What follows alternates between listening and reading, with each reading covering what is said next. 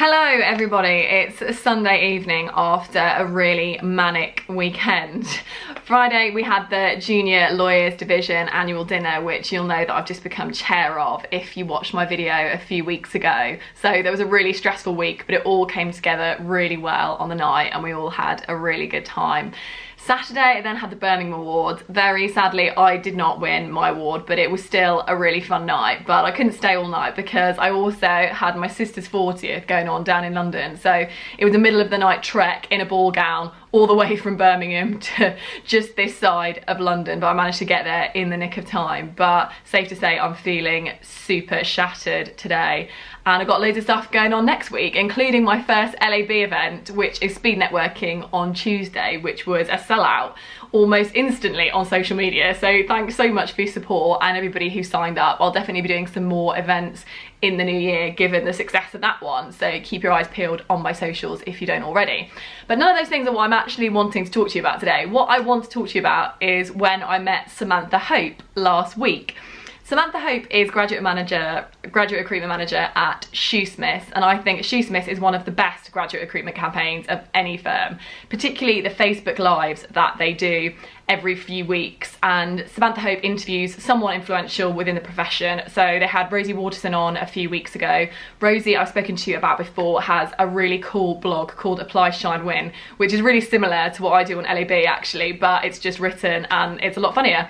So definitely have a look at that if you haven't already. And also a few weeks before that, she had Chris White from Aspiring Solicitors on. Aspiring Solicitors I've also spoken to you about before, I think. So this was an organisation that Chris White set up, which was primarily for the benefit of students who are looking to break into the law who are from underprivileged or disadvantaged backgrounds, but they also help a whole range of students or anyone looking to break into the profession. So check out their socials and their organisation if you're interested in hearing more about that. So I was lucky enough to be invited by Samantha to do a Facebook Live session with her last week, and I really enjoyed it. I'll link the video to the Facebook Live session before if you didn't manage to catch it at the time. But after the Facebook Live, I also managed to grab her for 10 minutes to do a little interview with her to ask her some questions that I've been wanting to ask her for a long time.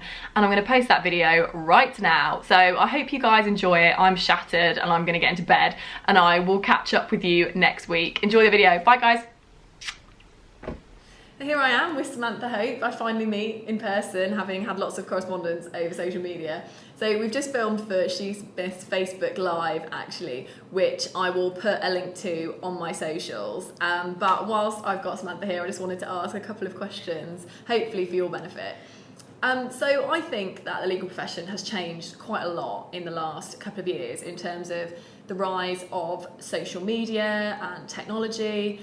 Has what you look for as a recruiter in a trainee changed because of that, do you think? And if so, how? Yeah, so I think, so I've been at Shoosmiths for 8 years in this role now, and it's difficult sometimes for us to say because the people that I was recruiting 8 years ago when I first joined didn't start their training contract until 2 years after that, and then didn't qualify until 2 years after that. So actually it becomes a very long process that you're seeing people over for before you see the results. I think that we have always been looking for people to provide really clear examples backed up by evidence and explaining why that matters in a career in law, and that has always been the same.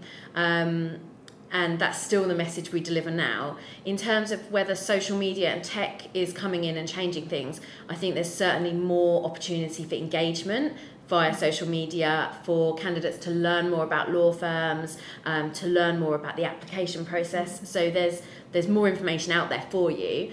And in terms of legal tech, again, that's like a hot topic at the moment. It's definitely a topic that will be coming up on application forms and at interviews. So I actually don't think it's anything new. I think it's something, tech is just something that we've had for a long time now. It's just that perhaps law firms are a little bit late getting on board with how it can make them more efficient. But you should be thinking about exactly that answer. How does tech make law firms more efficient? How can we provide a better service? And that's the commercial awareness piece that can make applications better. Yeah, I absolutely agree with that. It's all very well to say you know about different types of law tech and throw some names about, but actually really what we want to know, I'm sure what you want to know as recruiters, is how you actually process that information and can make it useful to law firms. And it's about efficiency and client service delivery really, and being able to say something sensible about that technology and apply it to your potential career in law. Yeah.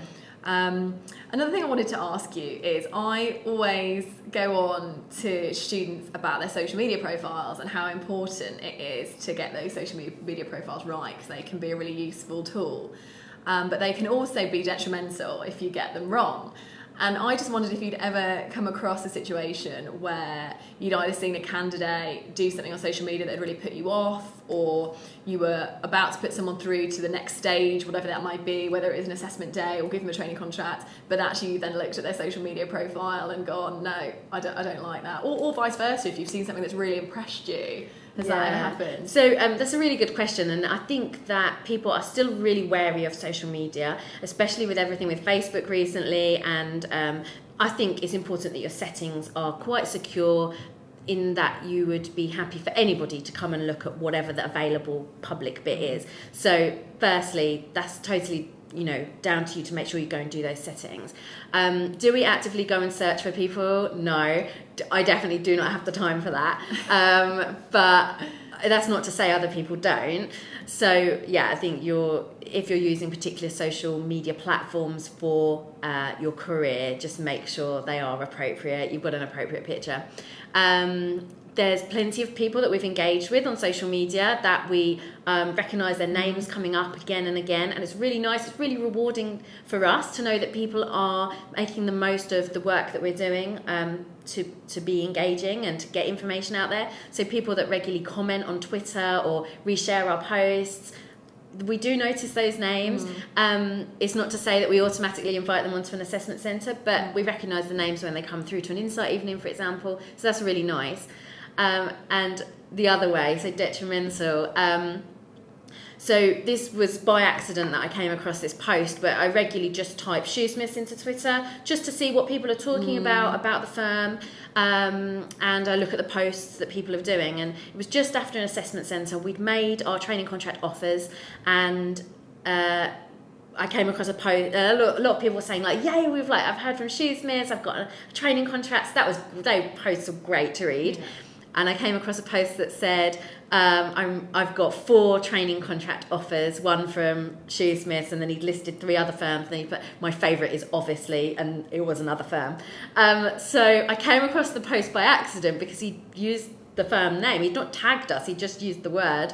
And obviously we felt a bit disappointed to read that, and he accepted with the other firm. I mean, we didn't withdraw our offer or anything. But I guess that's something that you need to be aware of. Yeah, if you're mentioning firms, even if you're not tagging them in, actually people can find you still and see what you're tweeting about. So I guess it's a bit of a cautionary tale with social media, and to be careful with it.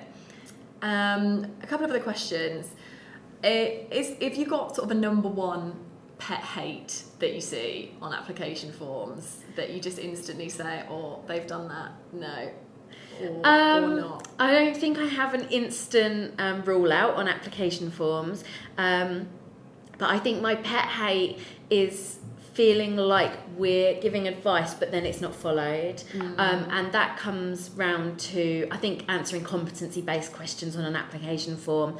There's huge amounts of advice out there about how to answer them, using your beginning, your middle and the year end, making sure you're backing up your example with evidence, not just saying, oh yeah, I'm a great team player, but actually explaining why that is, and also why it matters to us in a law firm.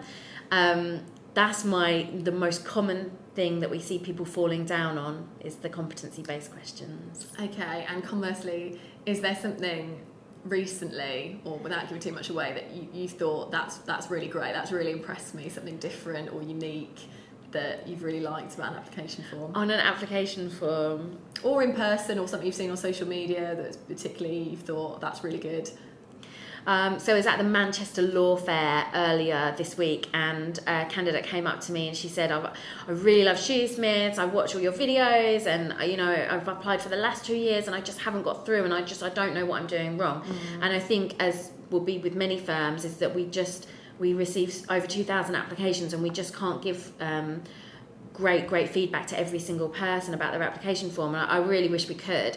But she said to me, now I'm here at the law fair with you, can I ask you, what can I do better? And I took her email address and I said, I will come back to you and I'll let you know, because she was really lovely in the way that she approached it. And I think that sometimes you do just have to ask, and if we've got the capacity and the time, we will go that extra step to deliver that careers advice. I went back to her the next day with some advice around her application form from the previous years, and really hoping that she'll submit again and score higher and come through our process. Oh, that's good. Yeah, like a bit of a success story and some warm words of advice.